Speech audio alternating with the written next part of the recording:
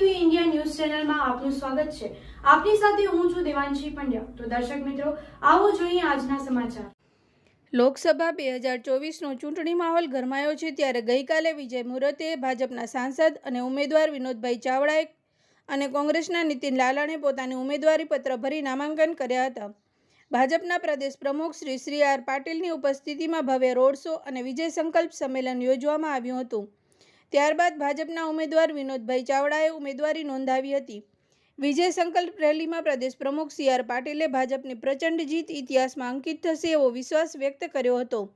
ઉમેદવારી નોંધાવવામાં જિલ્લા પ્રમુખ દેવજીભાઈ વરચંદ, પ્રભારી અમિત ઠાકર, કશ્યપ શુક્લા, ધારાસભ્યો કેશુભાઈ પટેલ, પ્રદ્યુમનસિંહ જાડેજા, અનિરુદ્ધ દવે, વિરેન્દ્રસિંહ જાડેજા, ત્રિકમભાઈ છાંગા, માલતીબેન મહેશ્વરી, કાંતિભાઈ અમૃતિયા સાથે લીગલ સેલની ટીમ હાજર રહી હતી।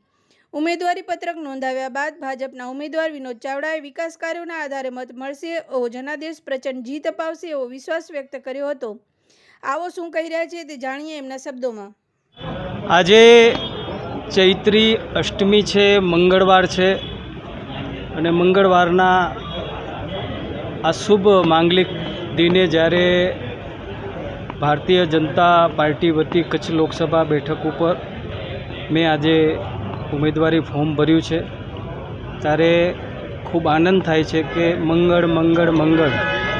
મંગળવારે ફોર્મ ભર્યું છે, મંગળવારે મતદાન છે અને મંગળવારે પરિણામ આવશે। એટલે કચ્છની અંદર ફરી મંગળ થવાનો છે।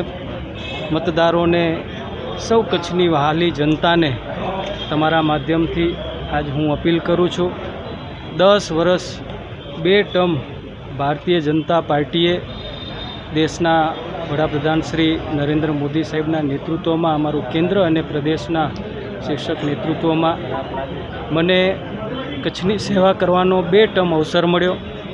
ત્રીજી વખત જ્યારે મારા ઉપર કળશ ઢોળાણું છે ને પસંદગી થઈ છે ત્યારે મારા સૌ કાર્યકર્તાઓના સહયોગથી, મતદારો અને કચ્છની મોરબીની જનતાના પ્રેમથી આજે અમારા પ્રદેશ અધ્યક્ષ શ્રી સી.આર. પાટીલ સાહેબની ઉપસ્થિતિ, અમારા ધારાસભ્યશ્રીઓ, અમારા પાર્ટીના પ્રમુખ, અમારા પ્રદેશના આગેવાનો અને હજારોની સંખ્યામાં આજે કાર્યકર્તાઓની ઉપસ્થિતિની અંદર આજે અમે ભવ્ય રોડ શો કર્યો।